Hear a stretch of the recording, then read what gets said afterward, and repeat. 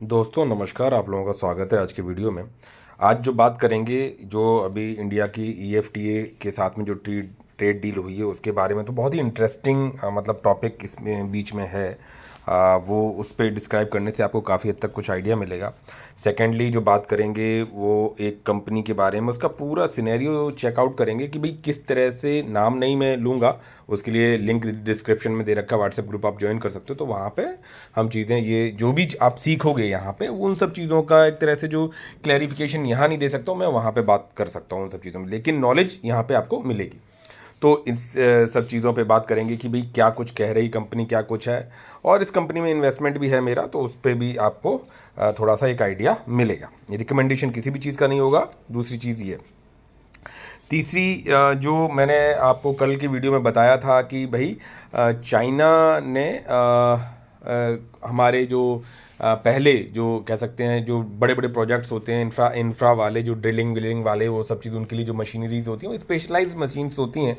तो उन सब चीज़ों पे थोड़ी सी रोक लगा के रखी थी, अभी थोड़ा रिलीज़ किया, तो उस पर भी एक छोटा सा अपडेट है, तो वो चीज़ें आपको दूंगा। और थर्ड यहाँ पे गोल्डमैन सैच की जो बॉस है उन्होंने क्या बोला उनके बारे में।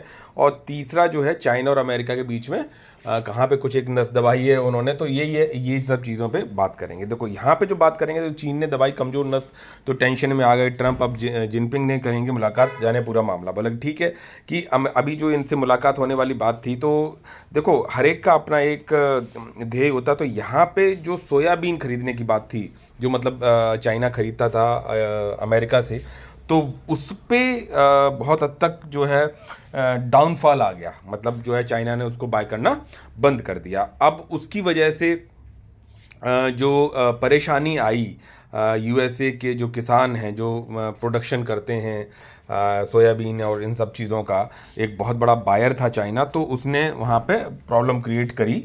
तो अब उस सब चीज़ों के लिए बात करना जाना चाह रहे हैं, ये डिस्कस भी करेंगे जाके ट्रंप साहब।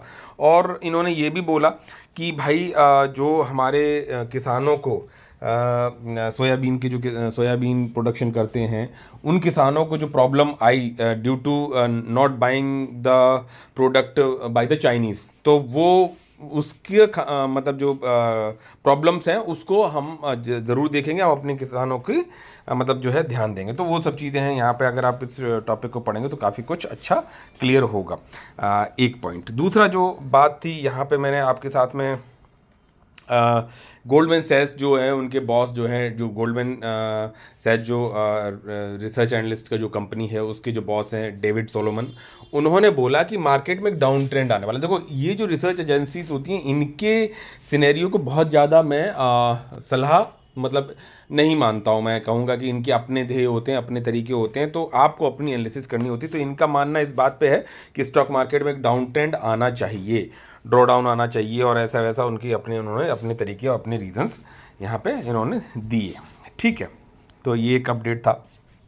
और जो यहाँ पे ये जो अपडेट, ये जो आप पिक्चर देख रहे हैं, ये ड्रिलिंग बड़े बड़े जो इक्विपमेंट्स बनाती हैं कंपनीज, उसका सीन है। और ये जो कंपनी है Herrenknecht with establish production facility, German company है जो कि ये प्रोडक्ट बनाती है। और German tunnel boring machine manufacturer Herrenknecht will establish production facilities in India after export delays from its Chinese factories disrupted infrastructure projects. मतलब कि जो जर्मन कंपनी है जिसका नाम ये है हेरननेट विद एस्टेब्लिश प्रोडक्शन फैसिलिटी, इन्होंने क्या किया था कि इस जर्मन कंपनी ने चाइना में प्रोडक्शन फैसिलिटी अपनी लगा रखी थी, जहाँ से भाई ये लिमिटेड बायर्स होते हैं, जहाँ पे इंफ्रा का पूरा डेवलपमेंट होता है। तो इस तरह की कंपनी जो मशीन्स बनाती है, वो मशीन्स जो दूसरी कंट्री खरीद रही है, लेकिन चाइना का उसमें जो है कि पूरा का पूरा एक तरह से रोक टोक वाली हिसाब है, क्योंकि वो प्रोडक्शन फैसिलिटी जर्मनी की कहाँ पे, चाइना पे।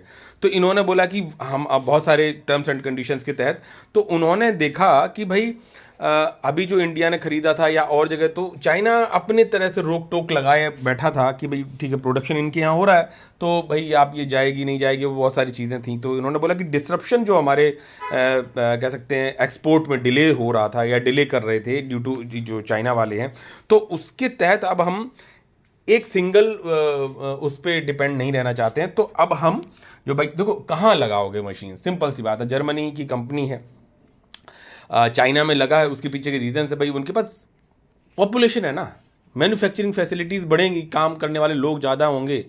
तो अब नंबर उस पे 2 पे इंडिया आ गई। तो बोला कि हम जो है डिपेंडेंसी नहीं रखना चाहते, तो हम इंडिया में इन्वेस्ट करेंगे। इंडिया जो इंडिया के लिए जो ये कम जो मतलब मशीन्स ली जा रही थी, तो चाइना ने उनको डिले किया था। तो अब ये इनका मानना है, इनके जो एम्बेसडर, जो जर्मन एम्बेसडर हैं इंडिया में, फिलिप एकर्समैन, तो इन्होंने बोला कि भाई Ackerman said Chinese customs had blocked at least 3 Herenkant machines bound for India। मतलब जो 3 मशीन्स इंडिया के लिए आने वाली थी वो चाइना ने बाउंड कर रखी थी। तो वो रीजंस आप लोगों को पता ही है, पुरानी चीज़ें हैं, बट अभी जो है उन्होंने रिलीज किया, बोला कि the tunnel boring machines is an interesting case, so it is clear for political reasons that the Chinese would not really let them out. मतलब कि अपने पॉलिटिकल हित थे या बहुत सारी चीज़ें, तो उन्होंने रोक के रखा था चीज़ों को कि भाई ये 3 मशीन्स जो हमने इंडिया के लिए प्रोडक्शन हुई थी जहाँ पे चाइना में, ये जर्मन कंपनी थी, तो वो नहीं वो आने देना चाह रहे थे, कस्टम ड्यूटी की वजह कुछ ना कुछ उसमें अड़ंगा लड़ाए हुए थे। नाउ दे आर आउट, अब वो आउट हो गई, क्यों? क्योंकि अब चाइना के साथ रिश्ते थोड़े से अलग निकल के आ गए। तो ये सब चीज़ें, लेकिन अब इन सब चीज़ों से सीख मिलती है, तो इस कंपनी को ये सीख मिली कि बोला कि ठीक है, टोटली डिपेंडेंसी हमारे एक्सपोर्ट की that should not be on the China. देखो वीडियो लंबा होगा, रिक्वेस्ट आपसे है लाइक ज़रूर कर दीजिएगा। I expect that 50 likes should be there, कि आप लोग व्यूज़ तो करते हो, लाइक नहीं करते हो, जो करते हैं उनके लिए बहुत बहुत धन्यवाद, लेकिन I expect that 50 likes should be there. तो धीरे धीरे मेरे को ये सब चीज़ें देने के लिए आपको जो है मोटिवेशन मिलता है। और जो अभी कंपनी हम लोग डिस्कस करेंगे उसके बारे में पूरी एनालिसिस आपको समझाऊंगा। तो यहाँ पे so it is clear political reasons that the Chinese would not really let them out, now they are out, they are coming in. I think 1 came a month ago, मतलब कि अब ये वहाँ से मतलब निकल गई हैं, और एक अभी 1 महीना पहले आ जाएगी। The last one is coming now, और जो आखिरी वाली है वो अभी आ रही। It he was quoted as a saying, ठीक है, he noted that the company has decided to shift part of its manufacturing to India. मतलब अब जो है कि वो इंडिया में भी मैन्युफैक्चरिंग रखेगी, सो दैट डिपेंडेंसी केवल चाइना पे ना रहे, कि उसके एक्सपोर्ट डिसरप्शंस ना हो। Of course the company says that it can not do business when Chinese customs are not allowing this. मतलब कि वो कह रही थी कि हम बेच तो रहे, इंडिया को बेच रहे थे, लेकिन जब तक चाइना में प्रोडक्शन हुआ है कंपनी के मशीन का, और जब तक चाइनीज कस्टम जो है वो अलाउ नहीं करेंगे, तो हम कैसे मतलब वहाँ पे, क्योंकि टर्म्स एंड कंडीशंस होती हैं, तो ये उन्हें डिसरप्शन वहाँ पे दिखाई पड़ा। कि of course the company says that it can not do business when China's customs are not allowing this, they are now setting up shop in India. कि अब वो इंडिया में भी शॉप मतलब एक तरह से लगा रहे हैं, मैन्युफैक्चरिंग फैसिलिटी लगा रहे हैं। They are trying to produce here, यहाँ पे भी अब वो है प्रोडक्शन करेंगे। It is a good example on how to diversify, कि मतलब ये हम डाइवर्सिफिकेशन रखेंगे। Do not put your eggs in one basket, ठीक है, उनका भी वही कहने का मतलब कि एक ही जगह डिपेंडेंसी नहीं होनी चाहिए। आप देखो कहीं से भी सीख ले सकते हो। मैंने आपको बोला है कि अपने पोर्टफोलियो हम लोग सब एनालिसिस करते हैं, जो दिमाग, जो टर्म्स एंड कंडीशंस किसी एक शेयर पे लगता है, वही दूसरे पे लग रहा है, वही तीसरे पे लग रहा है, वही चौथे पे लग रहा है। एक ने परफॉर्म किया, दूसरे ने नहीं किया, तीसरा न्यूट्रल रहा, और चौथा मालूम पड़ा वो फ्रॉड कर गया प्रमोटर्स। लेकिन वो अपडेट्स आपको अपडेट होने पड़ेंगे उनके साथ में, लेकिन एक मालूम पड़ा रॉकेट बन गया। तो ये चीज़ें होती हैं कि आपको एक प्रोबेबिलिटी पे काम करना पड़ता है। तो Herenet's machines were being built in China for export to India, but were caught up in restrictions linked to tensions between New Delhi and Beijing। ठीक है, ये आप समझ पा रहे होंगे। तो ये था ही था, particularly after the Galwan clashes 2020 में, जो गलवान क्लैशेस थे, तो देखा किस तरह से बिजनेस भी इंपैक्ट होता है अगर किसी दो देशों के बीच में प्रॉब्लम्स आती है। The delays affected major Indian infrastructure projects. अब इससे हुआ क्या कि अभी कोई भी प्रोजेक्ट है, अगर वो डिले होता है तो उसकी कॉस्ट बढ़ जाती है, आप मानते हो, चीज़ें डिले होती हैं, सब कुछ होता है। तो उस वजह से बोला कि इंफ्रास्ट्रक्चर प्रोजेक्ट जो इंडिया के मेजर इंफ्रास्ट्रक्चर प्रोजेक्ट्स थे, उन जहाँ पे इन मशीन्स का यूज़ होना था, वो डिले हो गए। Prompting New Delhi to raise the matter with both Berlin and Beijing according to the report. ठीक है, उन्होंने बीजिंग में भी बोला, जर्मनी को भी बोला कि भैया ये सब चीज़ें निगोशिएट करो। तो Ackermann added that the ties between India and Germany have strengthened in recently years. But देखो जर्मनी किस नंबर पे है अभी? जर्मनी देखो number 1 USA, number 2 China, number 3 जो इकोनॉमी बैठती है दैट इज जर्मनी, और नंबर 4 पे इंडिया है, जो कि सरपास करेगी जर्मनी को due to its growth rate. ठीक है, तो अपने आप में जर्मनी के बिना भी नहीं सोचा जा सकता। अगर मान के चलो यूएसए, चाइना, देन इंडिया, तो फिर फोर्थ पे जर्मनी आती तो उसको भी लेके समझ के चलना पड़ेगा। तो यहाँ पे he said chancellor Friedrich Merz who took office in May is expected to visit India before the year ends while foreign minister Johan Vadewell has visited New Delhi earlier in September. Germany is also pursuing deeper defense ties with India. जो है कि India के साथ में जो defence ties भी Germany काफ़ी कर रहा है, including faster clearances for equipment request and negotiations.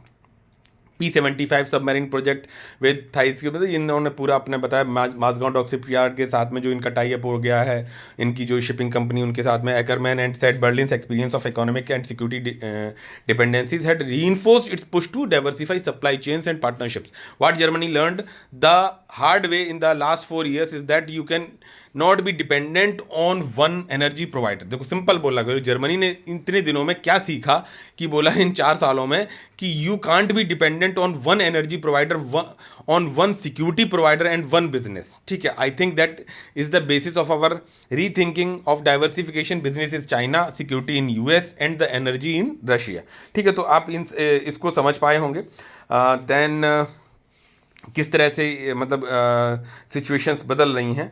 और यहाँ पे अब ये जो बीच में अभी ट्रेड डील के बारे में बात कर लेंगे, उसके बाद या ठीक है यहाँ पे ये चीज़ थोड़ा जस्ट फास्टली कवर कर लेते हैं। उसके बाद अब यहाँ पे बोला गया भारतीय रूसी तेल का दूसरा सबसे बड़ा खरीदार है। ठीक है, अब यहाँ पे एक ऑप्शन इन्होंने बोला कि भैया ठीक है, अगर आप लगाते हो 25% टैरिफ, आपने रशियन ऑयल इम्पोर्ट हम कर रहे हैं ज़्यादा, उसकी वजह से आपने लगाया। बोले ठीक है कि अगर इन्होंने बोला कि ठीक है कि आपने वेनेजुएला के ऊपर भी लगा रखा हुआ है, ईरान के ऊपर भी लगा रखा हुआ है, रशिया पे भी लगा रखा है, और आपने हर एक के अपने अपने रीजंस बता रखे हैं कि वो कर रहा है, वो कर रहा है, वो कर रहा है। भाई जब ऑयल यहाँ से आ रहा है, इन्हीं जगह से आ रहा है, तो हमें तो लेना पड़ेगा। बोला ठीक है रशिया से कम कर दो, तो बोले ठीक है हमें अलाउ कर दो। किससे? ईरान से, वेनेजुएला पे, वहाँ पे भी आपकी मंजूरी नहीं है। अरे हम आपसे भी लेना चाहते हैं, हमने मना नहीं किया, लेकिन ऐसा नहीं होना चाहिए कि डिपेंडेंसी किसी एक शॉप पे हो जाए, जो अभी जर्मनी वाली बात हमने आपसे कही है। तो रूस की जगह ईरान और वेनेजुएला, भारत ने ट्रंप की दुखती रग पर रख दिया हाथ, अमेरिका का बिलबिलाना तय। भारत ये लिखने का तरीका ठीक है। भारत ने रूसी तेल से निर्भरता हटाने के लिए अमेरिका के सामने एक नया प्रस्ताव पेश किया। बोला इस प्रस्ताव में रूस के बजाय ईरान और वेनेजुएला से कच्चा तेल खरीदने का विकल्प दिया गया है। हालांकि माना जा रहा है कि अमेरिका इस प्रस्ताव को मंजूरी नहीं देगा। भाई उन्होंने बोला ठीक है, अगर आपको रशिया से इतनी दिक्कत है, ईरान से अलाउ कर दो, वेनेजुएला से अलाउ कर दो, जहाँ पे आपने सैंक्शंस पहले से लगा रखे हैं। ठीक है, तो अमेरिका ने भारत पर रूसी तेल खरीद के लिए 25% जो टैरिफ लगाया, एक्स्ट्रा टैरिफ लगाया, इससे भारत में अमेरिकी निर्यात को तगड़ा झटका लगाया। अब कई रिपोर्ट्स में दावा किया गया कि भारत कम रूसी तेल खरीद सकता है, वह अमेरिकी कच्चे तेल का आयात भी बढ़ा सकता है। इसके साथ ही ईरान और वेनेजुएला को भी आप ओपन कर दो मेरे लिए, जैसे काली सूची में शामिल देशों को भी तेल खरीदने पर विचार कर सकता है। विश्लेषकों का अनुसार यह बदलाव भारत की अपनी रणनीतिक स्वायत्तता बनाए रखने के प्रयास को दर्शाता है, भले ही वह अमेरिका की मांगों को पूरा करने के लिए तैयार नहीं है। बोला ठीक है, अगर आपको इतनी दिक्कत है, आप कहोगे कि नहीं यहाँ सांस मत लो, वहाँ सांस मत लो, यहाँ मत लो, ऐसा नहीं होता ना। बोला ठीक है रशिया से दिक्कत है, बोला ठीक है यार आपने इनको अलाउ करो। ये जो प्रोडक्शन ऑयल प्रोडक्शन कंपनीज हैं उनसे बोलो ना, जो कंट्रीज हैं उनके लिए। अमेरिका ने ईरान और वेनेजुएला दोनों देशों पर कड़े प्रतिबंध लगाए हुए हैं। ये दोनों देश कच्चे तेल के उत्पादन में चैंपियन हैं। वेनेजुएला में दुनिया का सबसे अधिक कच्चा तेल मौजूद है, वहीं ईरान भी दुनिया के कच्चे तेल का प्रमुख उत्पादक देश है।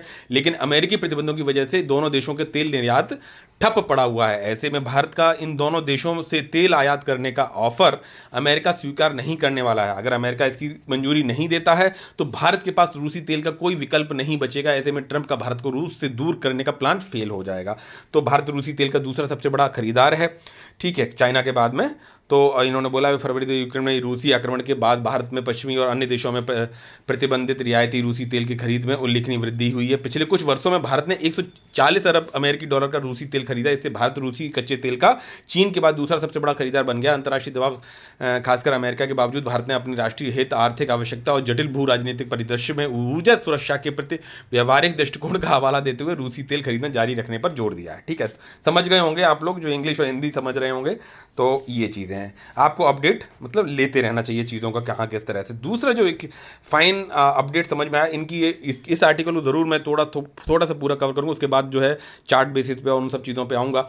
लेकिन इसको जरूर सुनिएगा। देखो ये जो मैं पहले जो डिस्कस, बहुत से लोग स्किप करेंगे, लेकिन प्लीज़ मत करिएगा, क्योंकि इसमें बहुत कुछ छुपा हुआ चीज़ें होती हैं जो कि आपको एक आउटर लुक देता है दूसरी जगहों पे भी समझने के लिए। India EFTA trade deal couldn't have come at better time. इनका कहना है कि एक सही समय पे ये ट्रेड डील निकल के नहीं आई हुई है, स्विट्ज़रलैंड के जो ये उनकी जो स्टेट सेक्रेटरी हैं, उन्होंने बोला कि अब देखो लाइन देखो किस तरह की एक सही समय पे निकल के नहीं आई, it will be like a booster, ठीक है। अब इन्होंने बोला the free trade deal between India and the EFTA nations, EFTA मतलब जो है कंप्राइजिंग, इसमें कौन कौन से नेशंस आ रहे हैं, Switzerland, Norway, Iceland and Liechtenstein, officially came into effect promising transformative economic ties. Switzerland state secretary Helena Bilzer highlighted the pact significance including a pledged USD $100 billion का जो है मतलब इन्वेस्टमेंट के लिए जो है वचनबद्ध हुए हैं ये चारों देश यूरोप के, इन्वेस्टमेंट ओवर 15 ईयर्स, ठीक है, कि 15 सालों में, and tariff reductions emphasizing its long negotiations nature rather than a response to the current global trade disruptions। बोला कि ग्लोबली जो भी चीज़ें चल रही है या उसके साथ में जो है उनके साथ में इन सब चीज़ों को नहीं जोड़ा जाए, बिकॉज ये निगोशिएशंस हमारे इंडिया के साथ में 15 सालों के साथ मतलब ये चीज़ें चल रही थी, ठीक है, और हमने बहुत ही तगड़ा निगोशिएशंस दोनों कंट्रीज़ ने किया और बहुत ही विचार विमर्श किया, लेकिन डील अब जाके हुई है। तो अब इस चीज़ को उस तरफ से ना जोड़ा जाए कि ये जो समय है किस समय पे बन के आई है, जब उनके साथ में इंडिया का USA के साथ में चीज़ें अलग चल रही हैं, तो due to that the free trade deal between 4 European nations and India will bring its transformative changes in boosting two-way economic ties and could not have come at a better time, Switzerland State Secretary for Economic Affairs Helena Bilger said at the ambitious pact came into effect on Wednesday amid trade disruptions caused by the US tariff tussle. The trade and अभी देखो नीचे बहुत ज़बरदस्त बात लिखी हुई है, इसलिए मैं थोड़ा कवर कर रहा हूँ इसको। The trade and economic partnership agreement linked between New Delhi and the European Free Trade Associations comprising Switzerland, Norway, Iceland and Liechtenstein is expected to cut tariffs on 92.2% of Indian product categories, ठीक है, कि इतनी categories पे हम जो है tariff को बिल्कुल कट कर देंगे। अंडर द जो अभी ये जो डील हुई, under the provisions of the pact that was sealed in March last year, the 4 countries pledge to invest a whopping $100 billion, ठीक है, इतना बड़ा हम इंडिया में इन्वेस्ट करने को लिए हैं in India in the next 15 अगले 15 सालों में हम लगभग $100 बिलियन को हम ये 4 कंट्री वचनबद्ध हैं इंडिया में इन्वेस्टमेंट के लिए, ठीक है। Besides enhancing trade engagement in areas of, किसके अलावा जो भी हमारे निगोशिएशंस ट्रेड के साथ में हुए हैं उनके अलावा भी साथ में ये भी है कि क्या कि किन किन एरियाज़ में हमारे जो ट्रेड निगोशिएशंस हुए हैं जिनमें ट्रेड एंगेजमेंट हुए, technology, manufacture, textiles, leather and food products, ठीक है। It will be like a booster, ये एक तरह से बूस्टर का काम करेगा। There is a kind of massive interest coming from the Switzerland for investing in India, बोला कि स्विट्जरलैंड से इंडिया में इन्वेस्ट करने के लिए एक बहुत बड़ा इंटरेस्ट मतलब आ रहा है, बन रहा है। I think it is safe to say that it is, अगर ये बोलना बिल्कुल सही होगा, मुझे लगता है it is even more meaningful for us in view of the current state global trade. मतलब अब देखो डरना एक अलग बात है, अब लोग किसी तरह से जोड़ेंगे, बोले यार देखो मोदी जी ने जाके वहां पे वो कर दिया, भैया 15 सालों से निगोशिएशन चल रहे, ठीक है, डील अब फाइनलाइज हुई, सब कुछ हुआ, निगोशिएशन, ऐसा नहीं है कि समय ये रहा, समय एक ये अलग है, इस वजह से इसको इसके साथ ना जोड़ा जाए। बोला कि ग्लोबल ट्रेड के जो भी अभी करंट सिनेरियो हो रहा है उसकी वजह से आप ऐसा ना समझें हमारा इंटरेस्ट कैसे क्रिएट हुआ, हम 15 साल। The trade pact came into effect amid a severe downturn in India ties with US after President Donald Trump slapped 50% tariff including a 25% additional duty for its purchase of Russian crude oil. In his remarks, Baljer however said the India EFTA trade pact is not at all related to the current situation arising out of Washington trade policy as of the deal is the current of 16 years। बोला कि हमारी जो trade deal हुई है वो 16 सालों के negotiations का रिजल्ट है, ना कि आप इसको जोड़ दें USA के अभी जो सिनेरियो है कि हम इंडिया के साथ हैं या क्या कुछ है। हमारी जो ट्रेड डील है वो 15-16 सालों से हम जो निगोशिएट कर रहे थे, डिस्कस कर रहे थे, बात कर रहे थे, उसका ये है टाइम, ये है। This is really an excellent movement and it will give additional emphasise to what we are trying to do, हम करना क्या चाह रहे हैं। But it is wrong to say that it was a response to what has been going on the world, मतलब कि इस बात से ना जोड़ा जाए कि वर्ल्ड में देखो ये सब चल रहा और ये जो EFTA साइन हुआ इंडिया के साथ में, देखो इन्होंने इसके अगेंस्ट में ये चीज़, इस तरह से इस एंगल को ना लिया जाए। हमने ये 15-16 सालों से बात कर रहे थे और उसका ये एक तरह से कंक्लूजन निकल के आया। India is the 5th largest trading partner of for the EFTA, बोला ये हमारा 5वां देश है जो कि सबसे बड़ा जिसके साथ में हमारा ट्रेड होता है। And the two trade has been on the upswing between the two sides of the last few years. ठीक है, it could not have come at a better moment. बोला कि ये कोई एक बोला एक बहुत अच्छा समय नहीं था जिस समय पे ये चीज़ मतलब कंक्लूड हुई आके, क्योंकि जब पूरी ग्लोबल टेंशन हैं चीज़ें वो एक, लेकिन हमारी ये मेहनत पिछले 15 या 16 सालों की थी। But at the same time I do not want us to be perceived as an opportunistic country. बोला कि हम ये भी नहीं चाहते थे कि अगर हम समय को देखते हैं कि भाई हम इस एक अपॉर्चुनिस्टिक कंट्री को छोड़ना या खोना नहीं चाहते थे, जहां हम 15 साल 16 सालों से अपने टाई अप्स बनाने को जा रहे थे। तो भले ही समय गलत है, इसको उस तरह से ना जोड़ा जाए, लेकिन हम इस तरह से अपॉर्चुनिटी कंट्री को छोड़ना भी नहीं चाहते थे। Because the world now is in turmoil. बोला कि अभी पूरे जो विश्व में प्रॉब्लम क्रिएट हो रखी है, all of a sudden we discovered our love, कि और अचानक से ये दिखाई पड़े कि भाई पूरे वर्ल्ड में सब कुछ सिनेरियो चल रहा है कि आप रशिया के लिए इनको टैरिफ लगा रहे, सब कुछ कर रहे हैं, और आपको लग रहा है कि हमारा प्यार जो है for the India, love and admiration for India एकदम से पैदा हो गया। ऐसा नहीं है, आप इस चीज़ को उस तरह से एंगल से ना लें। हमारी टाई अप्स जो है 15 साल के निगोशिएशंस के बाद हुई हैं, बस टाइम ये रहा। It is not the case at all. That's why I underlined what we wanted this for 16। बोला कि हम इस चीज़ को जो चाहते थे 16 सालों से हम चाहते थे और जो हम कर रहे थे, we negotiated it for 16 years. बोले 16 सालों से हमारी निगोशिएशंस चल रहे थे। We have had a long standing relationships, we felt incredibly proud to be India's friend and partner. ठीक है, she said bullish about the India's economic growth. Budliger recalled commerce ministry Piyush Goyal. उनका जो कह सकते हैं कि हथौड़ा वाली बात होती ना, कि last nail in the coffin की डिस्कशन चल रहा, सब कुछ कर रहा, कि मतलब जब कहते हैं कॉफिन में जो आखिरी नेल हम लोग गाड़ते हैं ना, चीज़ें कंप्लीट तभी होती हैं। तो बोले कि कैसे हुई, बोले सबसे बड़ी इम्पैक्टफुल जो बात आई है कि ठीक है सब कुछ समझ रहे थे, सब चीज़ें चल रही थी, सब कुछ डिस्कशन चल रहे थे, सबसे बड़ी चीज़ जो कॉमर्स मिनिस्टर पीयूष गोयल हैं उन्होंने जो बात एक कही, उसने पूरा रुख ही पलट दिया। बोला क्या बोला, 30-30-30 formulation to the describe the country's future development trajectory. मतलब उन्होंने वो 30-30-30 का रूल एक बोला और वो चीज़ समझ में आई और हमें चीज़ों को कंक्लूड करना पड़ा। Mister Goyal during negotiations often talk to me about 30-30-30। That means in 30 years India will be $30+ trillion economy. बोला कि हम 30 सालों में जो है $30+ ट्रिलियन की इकोनॉमी बन चुके होंगे। एंड आवर पॉपुलेशन, और जो हमारी पॉपुलेशन उस समय पे होगी वो 30 ईयर्स ऑफ एज, मतलब उस समय जो हमारी एवरेज एज होगी हमारी कंट्री की वो 30 ईयर्स की एज होगी, जो कि यंग पॉपुलेशन होगी। ठीक है, and we completely bought into that. बोला कि अब और बस इस स्टेटमेंट में हम पूरी तरह से खरीद लिए गए। समझ रहे हो? तो ये सब चीज़ें होती हैं, आप समझ सकते हो, इसीलिए मैं इस पूरे टॉपिक को कवर किया। और इन्होंने अभी जो इस सब चीज़ों की तरफ से जो डील हुई वो ये कि हम 4 कंट्रीज मिलके जो है कि $100 बिलियन इन्वेस्टमेंट करेंगे अगले 15 सालों में इंडिया में, और ये सब चीज़ें उन्होंने दे रखी। दूसरी चीज़ जो मैं आप लोगों के समक्ष लेके आना चाहता हूँ, अब बहुत सारे सेक्टर्स हैं, वो सब चीज़ें हैं। ठीक है, अब जो मेन चीज़ है जहाँ पे हम लोग डिस्कस करते हैं चार्ट बेसिस पे चीज़ों को, अभी आपको थोड़ा सा करूँगा। एक ही कंपनी है उसके बारे में थोड़ा सा बात की गई, नाम नहीं लूँगा, नाम नहीं बताऊँगा, जस्ट एक सिनेरियो कि किस तरफ को चीज़ें बैठती हैं।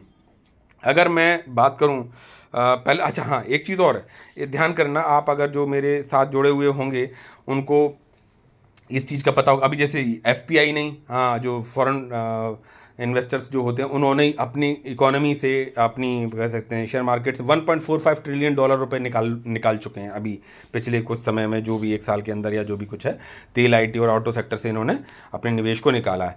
ये एक टॉपिक मेरे को दिखाई पड़ा। E2E नेटवर्क के जो कह सकते हैं कि इनके जो हेड हैं क्या नाम, उन्होंने मतलब जो है डिस्कस किया, तो उन्होंने बोला कि E2E network in stocks with IITs to provide GPUs। देखो आने वाला समय GPUs का है for the India point of view बात कर रहा हूँ मैं, केवल AI करना हो या AI पे रिसर्च करना हो या IITs इंजीनियरिंग वगैरह कॉलेज या कुछ भी आगे मशीन लर्निंग वगैरह कुछ, तो उसके लिए GPUs चाहिए होते हैं। अगर आप टेक्नोलॉजी बेस्ड चीज़ों को समझते होंगे तो जानते होंगे। और GPU बेस्ड पे 2 कंपनी काम कर रही थी। एक तो मैं बहुत छोटी कंपनी जिसमें मेरा अच्छा इन्वेस्टमेंट आप लोगों को पता होगा, उसका नेटवर्क टेक्नोलॉजी के साथ, सॉरी नेटवर्क कह रहा हूँ, NVIDIA के साथ में पार्टनरशिप है, जो कि ग्लोबली USA की टॉप नॉच कंपनी है, और उसके साथ पार्टनरशिप होने से वहाँ से हम लोग GPU लेते हैं और अपनी इंडियन कंपनीज़ में जहाँ जहाँ रिक्वायरमेंट होती है वो कंपनीज़ में वो कंपनी लगाती है जीपीयूज़ वगैरह। और उसी पैरेलली उससे थोड़ी सी बड़ी कंपनी E2E, जो कि वो भी यही काम है, इसी के आसपास का काम है। और जीपीयू की जितनी हमें ज़रूरत है उतना हमें एनवीडिया के साथ रेस्ट्रिक्शंस हैं कि भाई वो कितना जीपीयू दे सकती नहीं दे सकती, लेकिन पार्टनरशिप है तो हमें कुछ ना कुछ मिल जाता है एक तरह से। इस तरह से बात समझ सकते हैं। तो इन्होंने अभी बात करी किससे, आईआईटी से, कि जीपीयू की जिस तरह की रिक्वायरमेंट है कि भाई क्यों, अब देखो किसी भी चीज़ पे हमें अभी काम करना है, एआई पे करना है, रोबोटिक्स करना है, उन पे करना है, तो हमें रिसर्च एनालिसिस पे बेस बना के देना पड़ेगा ना आईआईटीएंस को या कुछ भी। तो उन्हें ज़रूरत है किन की जीपीयू, तो उन्होंने E2, जो कंपनी उन क्षेत्रों में काम कर रही है उनसे टाई अप होगा, चीज़ें होंगी। तो इन्होंने पूरी बात बताई कि भैया E2E network in talks with IITs to provide GPUs. ठीक है, इनके चीफ टेक्निकल ऑफिसर हैं, उनकी बात कर रहा हूँ E2E नेटवर्क के। तो इस आर्टिकल को मैंने पढ़ा तो वहाँ पे ये चीज़ था कि वो उनके साथ में बात हो रही है कि सो दैट क्या कि भाई जो इंजीनियरिंग स्टूडेंट्स होंगे तो उनके लिए फ्यूचर जनरेशन के लिए पॉइंट ऑफ व्यू से भाई इंडिया को भी ट्रांसफॉर्मेशन करना है ना पूरा आईटी सेक्टर्स में, जो रोबोटिक्स और मशीन लर्निंग और एआई पे, आर्टिफिशियल इंटेलिजेंस पे काम करेंगे तो उनके लिए पूरा सेक्टर्स चाहिए, जिसके लिए जीपीयू बहुत बड़ा रिक्वायरमेंट, डाटा सेंटर की बात करो और जीपीयू की बात करो। तो इसलिए उस कंपनी में मैं इतना पॉजिटिव हूँ अगर वो प्रोमोटर्स फ्रॉड नहीं करते। नहीं तो इन सब चीज़ों का नाम लेके एक कंपनी पहले भी थी लॉट वाली, और उसने बहुत बड़ा गेम खेला था, मैं उसमें सेफली निकला था। मैं बोला ना कि चीज़ों को समझना आना चाहिए कि हाँ यहाँ गड़बड़ हो रही, यहाँ गड़बड़ हो रही। उसका नाम क्या था, आप लोगों को ध्यान होगा, पता होगा, मैं उसमें निकल आया था प्रॉफिट्स में, क्या नाम था उसका, जो भी था। ठीक है, तो आप पुराने जुड़े होंगे तो आपको याद होगा। सेकेंडली जो बात कर रहे थे कि यहाँ पे अब ये लग्जरी ज्वेलरी ब्रांड्स इंस्टीट्यूट, अब इनकी मार्केटिंग, अभी पीसी ज्वेलर्स की जो एक्सपेक्टेड जो वो आ रहे हैं, आंकड़े आ रहे हैं, तो उसमें दिखाई पड़ रहा है कि जो लो कॉस्ट ज्वेलरी है उस पर उनका काफ़ी अच्छा मतलब ग्रोथ रेट है ही है। इंडिया में ज्वेलरी खरीदना बंद नहीं होगा भाई, ग्लोबली भी चीज़ें, मतलब भले ही कितना सोना महंगा हो जाए फ़र्क पड़ेगा, लेकिन ठीक है। भाई पहले 22 कैरेट का बनता था, 20 का बनवाएंगे, 17 का बनवाएंगे, 16 का बनवाएंगे, सोना नहीं जाने वाला। सोना तो आदमी खरीदेगा, ठीक है, उसमें सोने की कंटेंट कम हो जाएगा, लेकिन ज्वेलरी वाइज तो ये चीज़ें बढ़नी है। तो ज्वेलरी सेक्टर में जो कंपनी मेरे पास है उसकी बात, एक कंपनी दूसरी जो जिसके बारे में आज हम लोग डिस्कस करेंगे, उसका चार्ट है ये। आप देख रहे हो कि ये करीबन 11,000 करोड़ के आसपास की शायद करीबन कंपनी है, मार्केट कैप साइज अभी थोड़ा दिख भी जाएगा मेरे पास है। और इन्वेस्टमेंट अब रिसेंटली इन्वेस्टेड है, और 2,45,000 का करीबन अमाउंट लगा हुआ है, और नो प्रॉफिट नो लॉस पे ही दिखाई पड़ता हूँ। कभी कुछ थोड़ा प्रॉफिट हो जाता है, कभी बराबर आ जाता है, इस तरह की चीज़ें चल रही हैं। लंबे ट्रैजेक्टरी के पॉइंट ऑफ व्यू से किया, और देख सकते हो कि लंबे समय में, अब जैसे ये होता है कि लंबे समय तक पैसा नहीं बना, यही कंपनी थी भाई 2007 से लेकर 2022 में आप देखते हो कि कंपनी पैसा बना नहीं है, 43% है। पेशेंस इतना किसी में नहीं होगा, लेकिन अंतर है भाई कि भाई इस जगह पर मैं लगाता नहीं पैसा। बोला ठीक है सर, क्यों नहीं लगाते, ये तो कंपनी अच्छी है, क्यों लगाते नहीं। भाई देखो फंडामेंटल्स बदलते रहते हैं, मैंने आपको बोला कोई फंडामेंटली स्ट्रॉन्ग कंपनी है, सब कुछ है, लेकिन आगे उसके अपडेट्स कि भाई किस तरह का उसका प्रोजेक्ट ग्रोथ है, क्या कुछ कह रही है, किस तरह के आगे बढ़ने की स्थिति है, क्या मार्केट कैप है, क्या मार्केट में आगे वो नया कुछ कर रही है, क्या बिजनेस में चेंज ला रही है, चीज़ें कर रही है, तो उसके फंडामेंटल्स बदल सकते हैं। तो डेफिनेटली जब इतने समय तक ये परफॉर्म नहीं करा, तो इस पीरियड में जो स्टडी किए हुए मतलब इनके फंडामेंटल्स होंगे, डेफिनेटली वो अच्छे नहीं रहे होंगे। तो उस तरह की कंपनीज में हमें जाने का, एक तरह से फंसने का या घुसने का ज़रूरत भी नहीं पड़ती। या ये कह सकते हो कि हो सकता है सर यहाँ पे तक फंडामेंटल अच्छे रहे हों, लेकिन जब फंडामेंटल्स अच्छे होंगे और वो एग्जीक्यूटेबल होंगे तो शेयर परफॉर्मेंस चार्ट जरूर परफॉर्मेंस देगा, इस बात का ध्यान रखिए। ठीक है, तो अब नहीं, अब फंडामेंटल्स ठीक थे, बाद में ख़राब हुए, तो भी आपको उसी रेशियो में इन्वेस्टमेंट भी लेके चलना होता है। ये चीज़ें मैंने आप लोगों को पहले भी समझाई हैं, बताई हैं।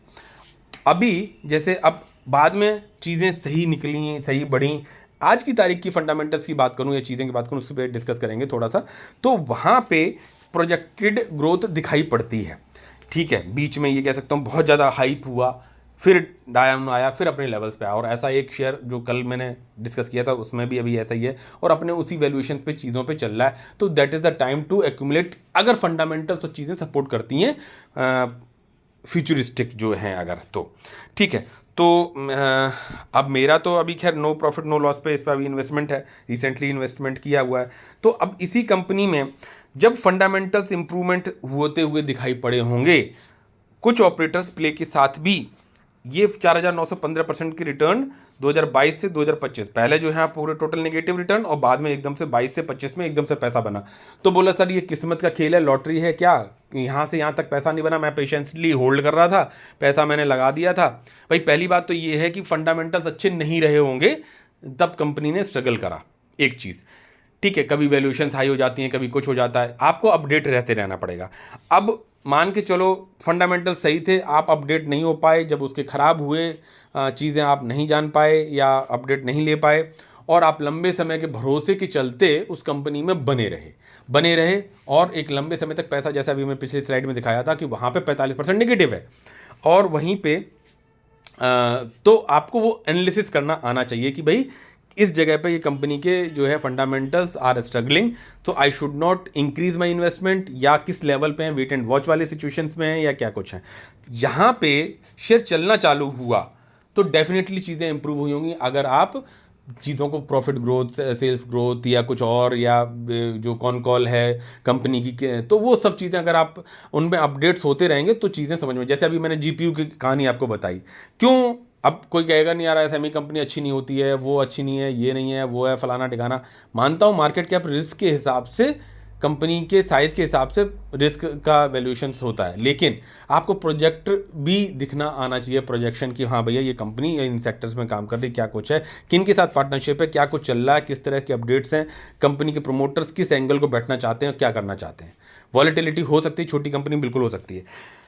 तो वहीं पे अगर किसी ने सही समय पकड़ा है तो 4,915% तक के रिटर्न है विद इन नो टाइम, 22 से लेके 25 तक। बोला अरे यार मैं इसी कंपनी में खरीद के मैंने 45% नेगेटिव रिटर्न बनाया और मैंने लास्टली बेच दिया, इसके फंडामेंटल्स और सेल्स ग्रोथ वगैरह सब कुछ इंप्रूव नहीं हुआ। क्यों? क्योंकि आपने पढ़ा ही नहीं, आपने ये देखा ही नहीं कि कब खराब हो रही, क्या कुछ हो रहा, कितना इन्वेस्टमेंट है, क्या कुछ है। जब चीज़ें इंप्रूव हुई तब भी आपने नहीं देखा, चीज़ें भागने लगी, इंप्रूव हुई, यहाँ पे भी पकड़ लेते तो भी पैसा बनता। बोला नहीं सर, जब ये ऊपर पहुँच गया 4,900 4,000% तक के रिटर्न बन गए तो मैं भी घुस गया इसमें।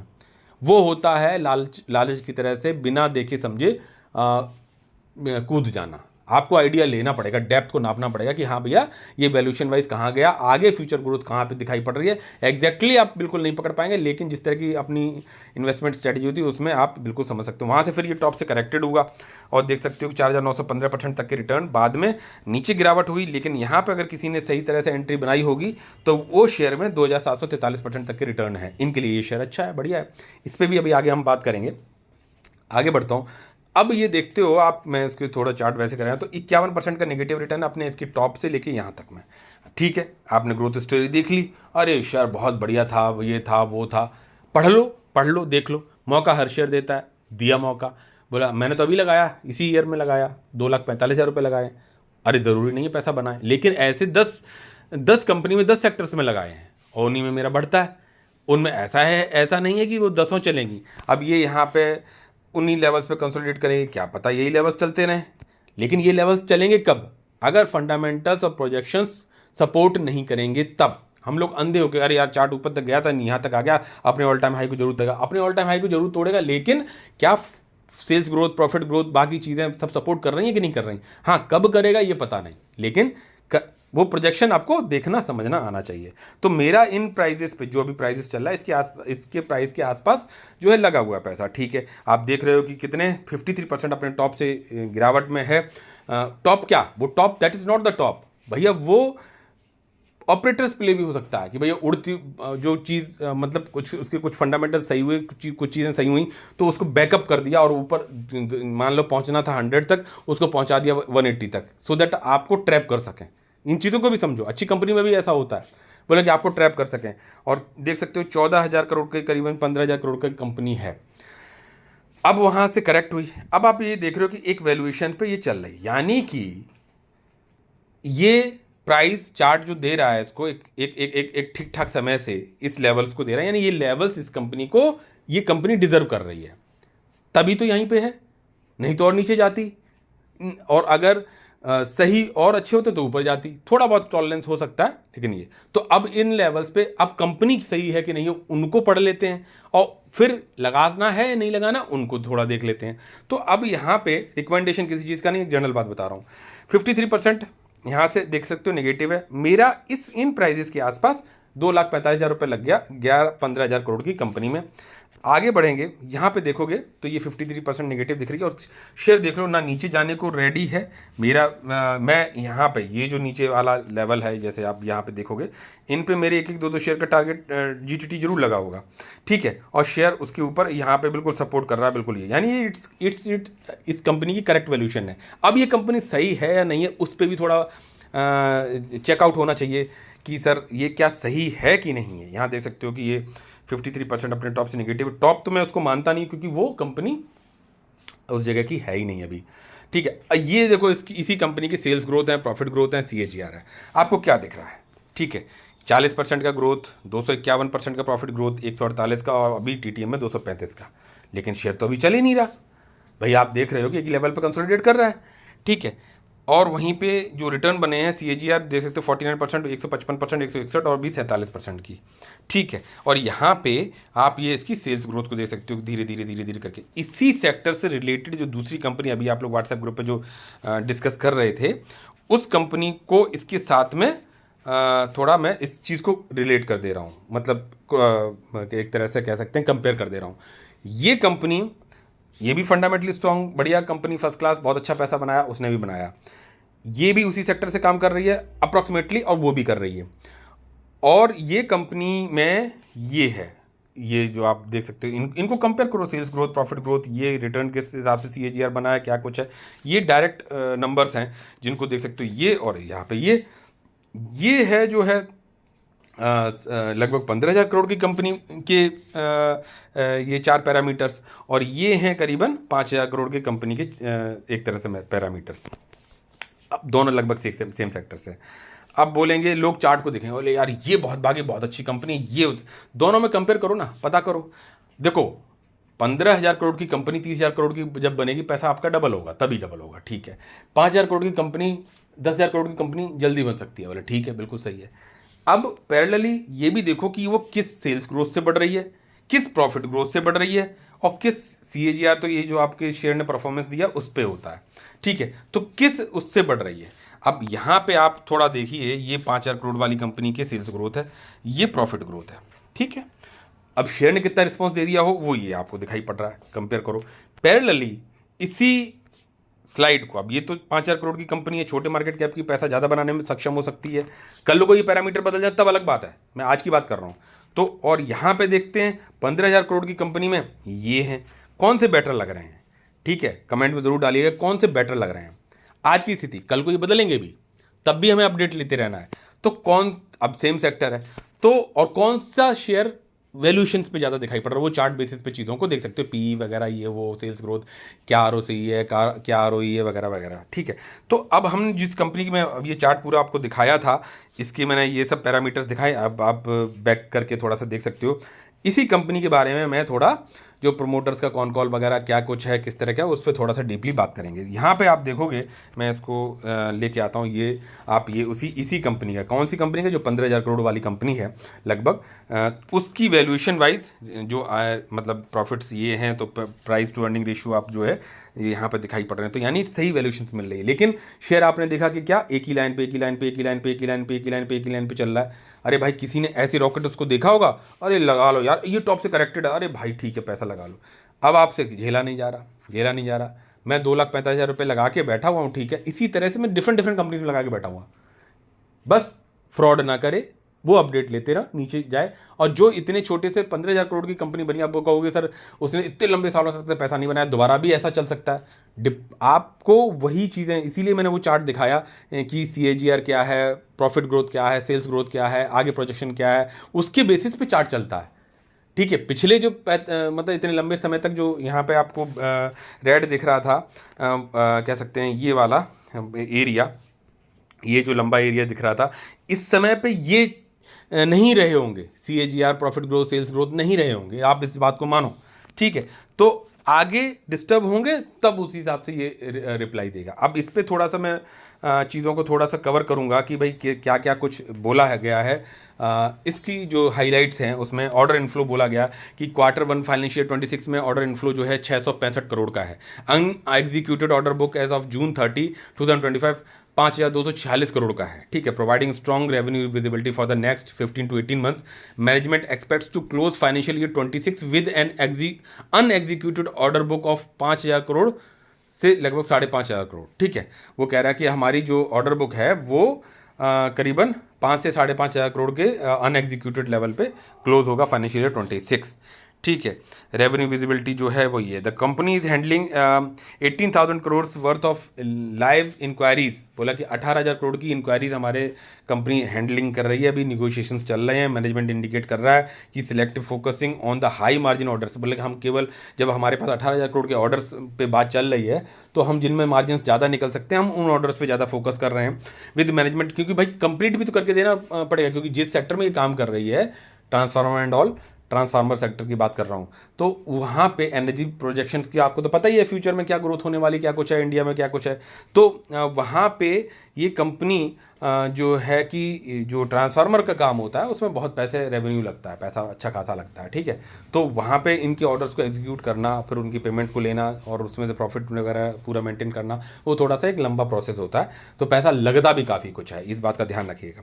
तो इसलिए ये अब उन ऑर्डर्स पे ज़्यादा फोकस कर रहे हैं, बोले कि हाँ या तो होते ही नहीं हमारे पास ऑर्डर्स, बोला कि ऑर्डर्स पे है, बातचीत हो रही, सब कुछ है, तो हम ज़्यादा फायदे वाले ऑर्डर्स, क्यों, हम अपनी कैपेसिटी के हिसाब से कितनी कंपनी के ऑर्डर्स को हम एग्जीक्यूट कर पाएंगे टाइमली और उनको वो कर पाएंगे जिसमें हमें फ़ायदा ज़्यादा हो। मान के चलो अभी हम ऑर्डर ले रहे हैं 100 करोड़ का, दूसरा ऑर्डर भी 100 करोड़ का, जिसमें हमें 20 करोड़ का मान लो मार्जिन मिल रहा है और दूसरे वाले ऑर्डर में हमें 30 करोड़ का मार्जिन मिल रहा है, तो डेफिनेटली हम उस वाले ऑर्डर को जल्दी से पकड़ेंगे कि भैया कि यहाँ पर हमें 30 करोड़ का मिल रहा है तो हम इस वाले को पकड़ते हैं, 30 करोड़ का फ़ायदा होगा, ठीक है।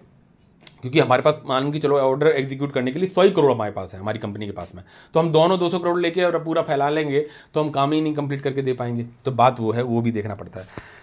तो 18,000 crore worth of live inquiries world under negotiation with management indicating they are being selective focusing on high margin orders rather than the chasing every available opportunity, मतलब कि जो भी अपॉर्चुनिटी अवेलेबल है हर एक को पकड़ लें, ऐसा नहीं है, हम हाई मार्जिन वाले पे कोशिश कर रहे हैं, बिकॉज हमारी निगोशिएशंस 18,000 करोड़ के ऑर्डर्स के साथ में हो रही है।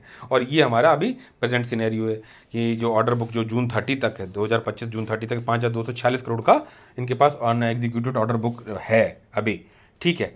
और यहाँ पे बोला कि providing strong revenue visibility for the next 15 to 18 months, बोला कि अगले 15 से 18 महीने तक जो है अच्छी खासी रेवेन्यू हमारे डेवलप होने वाले। Management expects to close financial, अब बोला कि अभी जो इनके ऑर्डर बुक जो बोले कि हम लगभग इस 5,246 करोड़ का जो हमारे पास ऑर्डर बुक है, इस ऑर्डर बुक को हम फाइनेंशियल ईयर 26 के क्लोज होने तक हम 5,000 से 5,500 अनएग्जीक्यूटेड, मतलब ऐसा नहीं है कि देखो ये 5,246 बोलो कि यहाँ पे तो ऑर्डर बुक बड़ी है और यहाँ पे तो सारा ऑर्डर बुक कम बता रहे, बोले कि अनएग्जीक्यूटेड, बाकी कंप्लीट भी तो करेंगे, ठीक है। तो वो चीज़ है कि 665 करोड़ का इनके पास अभी ऑर्डर बुक वो है। Secure the largest export order in the, अभी जो है कि सबसे बड़ा लास्ट जो एक्सपोर्ट का ऑर्डर भी इन्होंने अभी लिया है 16.6 मिलियन US डॉलर का, अप्रॉक्सीमेटली 138 करोड़ का इन्होंने उस ऑर्डर को लिया है जो कि एक्सपोर्ट वाला है, from a leading EPC Botswana जो कंट्री है उसके लिए। Management highlighted this as a significant milestone reflecting the company's strengthening international presence and execution capability for the complex high value projects, ठीक है। तो फॉरेन का ऑर्डर मिले और चीज़ें हों तो वो ज़्यादा बेटर होती हैं चीज़ें, जो है इसको पॉजिटिव सिनेरियो की तरह से कंपनी का मैनेजमेंट देख रहा है, ठीक है।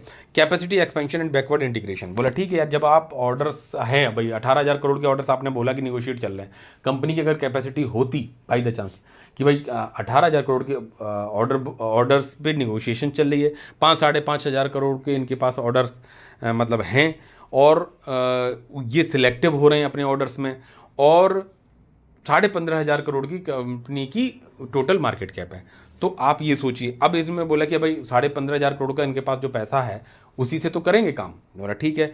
तो बोले कि अब इन्होंने सो दैट कि ज़्यादा से ज़्यादा ऑर्डर्स को बढ़ाया जा सके, कर सकें, तो इन्होंने बोला कि construction commenced for a new 22,000 MVA manufacturing capacity at the Moriyana facility, Moriyana जगह पे। The management expects this expansion to be operational by the end of Q2 financial 26। अभी क्या चल रहा है, फाइनेंशियल 26 का Q2 चल रहा है। बोला कि इस टाइम तक 2,200 MVA का मैन्युफैक्चरिंग कैपेसिटी मोरैया जो है वहाँ पे ये चालू हो जाएगा, ऑपरेशनल हो जाएगा। तो क्या होगा कि भैया यहाँ पे बनना चालू हो जाएगा ट्रांसफार्मर या जो भी चीज़ें इनकी बैकवर्ड इंटीग्रेशन में, तो वहाँ पे जब चालू हो जाएगा तो डेफिनेटली है और ऑर्डर्स ले सकते हैं और चीज़ों को, कैपेसिटी भी देखनी है ना, तो ठीक है। Additional expansion additional expansion underway in the CRGO processing unit and new backward integration units aimed at enhancing quality control and supporting long-term shelf reliance. The company is positioning itself for operational excellence and cost competitiveness through backward integration, especially in raw material procurement and processing. अब transformer किसी मिट्टी और उससे तो बन नहीं रहा है भाई, मेटल्स हैं, वो हैं, ये हैं, तो क्या अब खरीद के लगाएंगे, महंगा पड़ेगा, मार्जिन्स कम निकलेंगे। और खुद के लेवल पे अगर बैकवर्ड इंटीग्रेशन कर पाएंगे तो उसके लिए पैसा चाहिए। तो कह रहे हैं धीरे धीरे हम उस चीज़ को ग्रोथ कर रहे हैं पूरा, कि भाई हम ट्रांसफार्मर ऑयल से हो, मेटल्स हो, तांबा हो वगैरह, वायर्स हो, जो भी कुछ उसमें लगता है वो सब चीज़ें हम बैकवर्ड इंटीग्रेशन के लेवल पे चीज़ों को कर सकें, जिससे कि हमारे मार्जिन्स बढ़ जाएं। तो ये इन्होंने बोला कि हम एडिशनल एक्सपेंशन कर रहे हैं, अंडरवे है वो CRGO processing unit and new backward integration units aimed at enhancing quality control and supporting long term shelf Reliance. ठीक है, खुद का बनाया हुआ चीज़ होगा तो उसमें ज़्यादा इन्हें पता होगा कि हम क्या डाल रहे हैं, क्या कर रहे हैं। The company is positioning itself for the operational excellence and cost competitiveness. भाई दूसरों के साथ में कंपटीशन भी करना है कि भाई हम कितना सस्ता दे सकते हैं अच्छी क्वालिटी में, through backward integration specially in raw material procurement and processing. Mister Mukul Srivastava joined as CEO driving manufacturing excellence and operational improvements. ठीक है, इन्होंने ज्वाइन किया to improvement the manufacturing excellence and the operational improvements. ठीक है, अब financial year 26 standard results. ठीक है, वहाँ पे अब आप आगे बात करते हैं कि बोला है कि 510 करोड़ का ईयर ऑन ईयर ग्रोथ हुआ है, 64% जिसको बोलते हैं। रेवेन्यू हुआ, एबिटा जो मार्जिन निकल के 97 करोड़ का, जो कि 127%। प्रॉफिट आफ्टर टैक्स 60 करोड़ का, जो कि 227% के हिसाब से ईयर ऑन ईयर ग्रोथ हुआ। EBITDA and PAT margins have expanded meaningfully year on year attributed to scale benefits, cost efficiencies and process optimisation. Balance sheet and working capital current ratio 2.25 as of the June 30, 2025 indicating strong liquidity. ठीक है, trade receivables days are 126, ये सब चीज़ें आप देख सकते हो। Trade receivables 72 days, ये सब कुछ जो मेन बातें हैं वो चीज़ें मैं कवर कर देता हूँ। Non current trade receivables 336 crore जो अभी आने को हैं। ठीक है, largely comprise retention money from the utilities to be received in 12 से 15 महीने में ये चीज़ें पैसा आ जाएगा। And revenue debtors not immediately due. Management rated that current margin levels are sustainable with expected EBITDA margin in the 17 to 18% range. ठीक है, इस रेंज के मार्जिन के हिसाब से चीज़ें रहेंगी। मार्जिन गाइडेंस क्या है, बोला कि 17 से 18% जो मार्जिन है वो gross margin have increase from 30% to 35%, total margin जो निकल के आ रहे हैं। ठीक है, ओवर द लास्ट 2 क्वार्टर्स, पिछले 2 क्वार्टर्स में। Management attributes this to a combination of price increases, operational efficiency and better raw material control. Backward integration कर रही है, बैकवर्ड इंटीग्रेशन समझ रहे हैं ना आप, expected to further protect and potentially enhance margins. भाई जितना माल अपना खुद का होगा उतना मार्जिन ज़्यादा निकल के आएगा। This management is targeting to become a net डेप्ट free company over the next 18 to 24 month. ये चीज़ है, अब इनको देखो कि बोला है कि मैनेजमेंट ने कि हम अगले 18 से 24 महीने के अंदर डेप्ट फ्री कंपनी बन जाएंगे। तो क्या होगा भाई, अब आपको इंटरेस्ट नहीं देना पड़ेगा, फ़ायदा ज़्यादा निकल के आएगा, प्रॉफिट ज़्यादा निकल के आएगा, तो अपने आप जो है और इनका चीज़ें बढ़ेंगी। 15,000 करोड़ से 20,000 करोड़ जल्दी बनेगी, 20,000 करोड़ से 25,000 करोड़ जल्दी बनेगी कंपनी। तो ये सब चीज़ें आप समझने की कोशिश किया करो। Business segmentation mark position product mix, specially transformer constitute 35% turnover, जो ट्रांसफार्मर से आता है इनका वो इतना। Export currently contribute 10% of the revenues. Management intended to maintain this proportion despite 25% of the inquiry pipeline being export related. बोला कि जो हमारी 18,000 करोड़ की जो इनकी निगोशिएशंस चल रहे हैं, बातचीत चल रही है पाइपलाइन में जो है, उसमें से बोला 25% जो है, अभी तो इन्होंने एक्सपोर्ट ऑर्डर 136 करोड़ का वहाँ लिया, ये बोट्सवाना वाला। बोले कि हमारे जो 25% जो ऑर्डर्स हैं वो एक्सपोर्ट से रिलेटेड ही है, जहां पे हमारे मार्जिन से बहुत अच्छे निकल के आते हैं। The current exposure to the US market, अभी इन्होंने ये बात बोली है कि जो अभी यूएस के साथ में प्रॉब्लम चल रही है। बोला हाँ चल रही है सर। बोले तो the current exposure to the US market and management remains cautious about US orders due to strategic and regulatory considerations। बोले यूएस से जो ऑर्डर्स की बात चल रही है, वो चीज़ें चल रही हैं, वहाँ पे कंपनी के जो वो हैं मैनेजमेंट बिल्कुल पहले से सोचे भैया कितना टैरिफ लग रहा है, क्या कुछ लग रहा है, उस हिसाब से हम सोच के चलेंगे। ठीक है। Capacity utilisation financial 26 ended at 65% utilisation, बोला कि हमने अब हमारी जो भी कैपेसिटी है 65% यूटिलाइजेशन हम कर पाए। Target for financial 26 is 85 to 90% utilisation. ठीक है, आप समझ पा रहे हो कि अभी 65% ये यूटिलाइज कर पा रहे हैं अपनी प्रोडक्शन फैसिलिटी को, जिसको कि फाइनेंशियल 26 में 85 to 90% यूटिलाइजेशन कर पाएंगे, supported by the ongoing capacity expansion. क्यों? क्योंकि जो अभी और जो कैपेसिटी अपनी बढ़ा रहे हैं उसको भी यूटिलाइज करके। Industry demand and competitive landscape management highlighted a robust demand environment with the Indian government's plan to double power generation capacity over the next 5 to 7 years. बोले कि हमारे इंडिया में क्या है भाई, पावर रिक्वायरमेंट डेवलपमेंट के लिए चाहिए ही चाहिए, सब कुछ है, तो ट्रांसफार्मर्स लगने ही लगने, आपको हर प्रोजेक्टरी को देख के चलना पड़ेगा ना। ठीक है, एफएमसीजी की बात कर ली, गोल्ड की बात कर ली, आईटी की बात कर ली, फलाने की बात कर ली, तो ये भी देखना पड़ेगा कि भाई यहाँ पे किस तरह से जो केबल की बात कर ली, डायनेमिक केबल्स एंड ऑल, आपको थोड़ा ध्यान हो तो चीज़ें समझ में आए। इसीलिए डाइवर्सिफिकेशन ऐसी तरह समझा जाता है। ठीक है, तो बोले कि 5 से 7 साल में डबल करना है पावर जनरेशन को, तो वो कैसे करेंगे? हाथों से तो करेंगे नहीं, लगेगा ना ट्रांसफार्मर और केबल्स और सब कुछ लगेगा। तो 5 से 7 साल में जब पावर जनरेशन कैपेसिटी डबल होगी तो ये सब चीज़ें भी लगेंगी, डिमांड भी आएगी। The sector is witnessing incumbents and new entrants ramping up capacity particularly in high voltage 400 kV plus में सेगमेंट में भी ये कंपनी अब काम कर रही है। ठीक है, management believes new entrants face significantly entry barriers due to PQ pre qualification requirements which take at least 18 months to fulfil expects players. ठीक है, अपने बारे में बोला, the demand environment is strong. ठीक है, आगे बढ़ते हैं, थोड़ा सा और एक दो स्लाइड्स हैं, थोड़ा करते हैं। Demand environment is strong, the demand environment is strong enough to accommodate new entrants without materially impacting established players. Order pipeline execution क्या है? Order book quality over the quantity. The company has adopted a pick and choose strategy. भाई ठीक है यार, 18,000 करोड़ की pipeline में बातचीत चल रही है, हम बढ़िया बढ़िया फूल पकड़ेंगे। ठीक है, तो उन्होंने बोला कि भैया हम पिक एंड चूज स्ट्रेटेजी पे अब काम कर रहे हैं, फोकसिंग ऑन हाई मार्जिन, जिसमें ज़्यादा मार्जिन निकल के आए, एंड हाई यील्ड ऑर्डर्स। ठीक है, बड़े ऑर्डर्स हों, rather than the maximising order inflow, कि हम केवल ऑर्डर्स लेते जा रहे, मार्जिन निकल नहीं रहे हैं, भर रहे हैं पूरा, ऐसा नहीं। अगर हमारे पास इतनी सब जगह बात हो रही है तो हम सिलेक्टिव हो जाएंगे, मतलब सिलेक्टिव होकर चीज़ों को चूज कर रहे हैं। Management is not concerned about order inflow in fluctuations. ठीक है, उन्हें चिंता नहीं इस बात के लिए कि भैया ठीक है, ऑर्डर इनफ्लो बहुत ज़बरदस्त है, कोई दिक्कत की बात ही नहीं है, और आने वाले समय में भी रहेगा। Noting that Q1 and Q2 are typically seasonally slower. ठीक है, जो Q1 और Q2 होते हैं कि वो सीज़न की वजह से स्लोअर होते हैं, क्योंकि भैया इस पर्टिकुलर मौसम में इनमें रिक्वायरमेंट कम आती है। With order inflow picking up in Q3, बोला कि जो और ऑर्डर्स जो बढ़ते हैं ना, जो एक फेज़ होता है ना टाइम, तो बोले Q3 के टाइम पे ज़्यादा मतलब रिक्वायरमेंट बढ़ती है, सर्दियों के टाइम में उस समय। Contribution transformers distribution transformer orders are largely cash and carry. ठीक है, जो डिस्ट्रीब्यूशन ट्रांसफार्मर होते हैं कि वो भैया कैश लेके आते हैं और कैरी करके ले जाते हैं, and not reflected in the inquiry pipeline. ठीक है, वो ज़्यादा इंक्वायरी वाले उसमें नहीं रहते, मतलब जिनके साथ में अभी ये बातचीत चल रही सब कुछ है, उस जगह पे ये इस तरह के जो डिस्ट्रीब्यूशन ट्रांसफार्मर होते हैं उनके नहीं होते, उनको मतलब अलग है। तो एक्सपोर्ट स्ट्रेटेजी क्या है? Remain selective in exports due to robust domestic order book. बोला कि यार विद इन इंडिया ही इतनी ज़बरदस्त ऑर्डर बुक है, हम एक्सपोर्ट पे उतना ना भी जाएंगे तो कोई दिक्कत ही नहीं है। तो बोले कि हम सिलेक्टिव हो रहे हैं किसमें? एक्सपोर्ट ऑर्डर्स में, क्योंकि इंडिया के with in the India demand बहुत है, तो हम एक्सपोर्ट ऑर्डर पे बहुत ही अच्छा कोई ऑर्डर दिख रहा है तभी हम जा रहे हैं। And limited capacity for additional export commitments. Recently Botswana order cited as an example for targeting high value complex international projects. ठीक है, जो अच्छा मिल रहा है वो कर रहे हैं, उसमें हम जा रहे हैं, नहीं तो नहीं। Green hydrogen transformer production is at the R&D stage, research and development. ठीक है, इस पर पैसा लगाना पड़ेगा बोले ग्रीन हाइड्रोजन ट्रांसफार्मर बनाने। These are large transformers with financially viability still under assessment.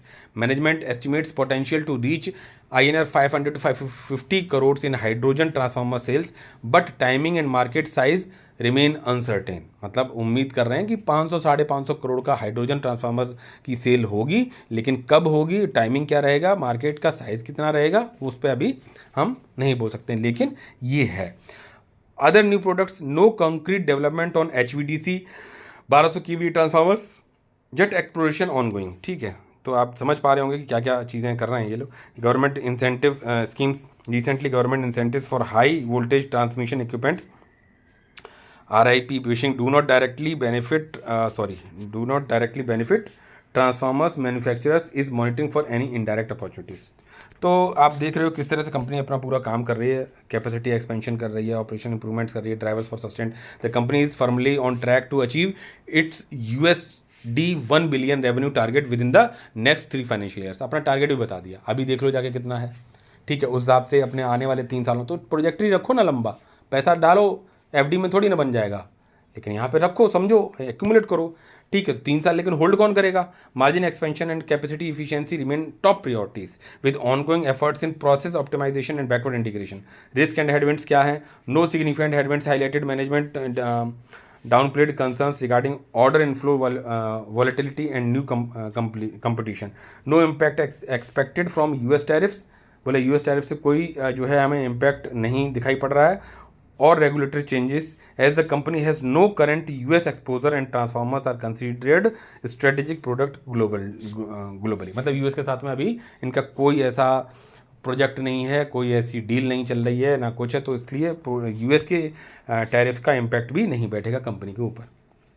Receivable management, sustainable improvement in receivable days is expected with the last 3 quarters showing consistent performance. मतलब जो अभी पैसा आना होता है ना, उसमें अगर टाइम लगता है तो कंपनी को थोड़ी दिक्कत होती है, तो बोले उसमें भी इंप्रूवमेंट है, शोइंग कंसिस्टेंट परफॉर्मेंस, ठीक है। Margins are on export orders are at par with domestic business. बोला कि भाई एक्सपोर्ट ऑर्डर में जो मार्जिन्स हैं वो ज़्यादा ज़बरदस्त निकल के आते हैं in compare to the domestic business. Moraiya plant expansion by 100 MVA expected to be operational by end of the quarter 2 financial. मतलब इसी अब ये जो क्वार्टर कंप्लीट हुआ है अभी वो चालू हो गया होगा, ठीक है। Management remains bullish on the medium term prospects underpinned by a strong order book, healthy margins, ongoing capacity expansions and a selective approach to order intake. The company is leveraging backward integration and operational excellence to drive profitability and positioning itself to capitalize on the multi-year upcycle in the Indian power and transformer sector. No major risks and headwinds were flagged by the management at that time. तो आप ये चीज़ें देखो कि अब यही इसी company के बारे में देख सकते हो कि यहाँ पे अब ये भी देखना है कि भाई ठीक है, प्लेज लगाया हुआ है, कितना है, ये लिया है तो लिया क्यों है, कहाँ लगा रहे हैं, क्या कुछ कर रहे हैं, कितनी पुरानी कंपनी, क्या कुछ FIs DIs कर रहे हैं, हमें उन सब चीज़ों को भी समझ के देखना पड़ेगा, ठीक है। ये इसके क्वार्टरली रिजल्ट्स हैं, उसके हिसाब से देख सकते हो कि यहाँ पे क्या प्रॉफिट ग्रोथ आ रही है, क्या सेल्स कम आई है, किस में ज़्यादा है, क्या ये हर साल होता है उसी क्वार्टर में, वो सब भी देखना है। ईयर ऑन ईयर में देखो क्या कुछ सिनेरियो दिखाई पड़ रहा है, किस तरह से अप डाउन हो रहा है, कहाँ कितना लोन ले रहे हैं, क्या कुछ डेप्ट ले रहे हैं, उन सब चीज़ों पे भी समझ में आना चाहिए। चार्ट बेसिस पे अगर उस कंपनी को चेक किया जाए तो यहाँ पे आपको दिखाई पड़ रहा है एक लेवल्स पे, यहाँ पे आपको दिखाई, तो लेवल्स होते हैं भाई, ठीक है। कंपनी ने यहाँ पे भी आपको दिखाई पड़ा होगा, ये दिखाई पड़ा होगा, तो ऐसे कहाँ की कंपनी कहाँ चलेगी हम देखते रह गए, हम यही पूछते रह जाते हैं कि अच्छा शेयर बताओ, अच्छा शेयर बताओ, अच्छा शेयर बताओ, टिप बताओ, पैसा बनाना, जल्दी बनाना, ये करना है। भैया टिको, पैसा बनेगा, टिको, अच्छी कंपनी, पैसा बनेगा। डाइवर्सिफाई करो, रिस्क खत्म हो जाएगा। टिके कौन? मैनेजमेंट कह रहा है भाई 3 साल में हम ये करेंगे, इतना करेंगे, ये करेंगे, वो करेंगे। इस मैनेजमेंट की सुन लो, अगले मैनेजमेंट की सुन लो, मतलब दूसरी कंपनी के मैनेजमेंट की सुन लो, दूसरे सेक्टर की, वहाँ सुन लो, उसको सुन लो, लगा लो धीरे धीरे। मार्केट अगर स्ट्रगल कर रहा है ठीक है, शेयर प्राइस अगर उन लेवल्स पे चल रहा है ठीक है, उसकी वैल्यूएशन के हिसाब से चल रहा है, बोला ठीक है, सस्ता चल रहा है तो भी हम ले रहे हैं, महंगा चल रहा है तो हम पॉज कर रुक रहे हैं, और धीरे धीरे हम ऐसे 10 जगह पे डाल रहे हैं पैसा, रुक जाओ। अभी जैसे मेरा जो पोर्टफोलियो है धीरे धीरे करके उसे इनरिच कर रहे हैं। आगे आने वाले 5 से 10 सालों तक में बहुत सारी ऐसी कंपनीज हैं जो मल्टी लेवल पे रिटर्न्स देने में सक्षम होंगी। तो आपको मार्केट में जो सबसे बड़ी चीज़ है वो इसी बात पे है कि आप रुकते टिकते कितना हैं। फंडामेंटल्स किसी कंपनी के ख़राब भी हो सकते हैं, मतलब सही फंडामेंटल्स आ जाएं, आगे आने वाले समय में ख़राब हो जाएं, और आज जिनके ख़राब है उनके आगे सही भी हो सकते हैं।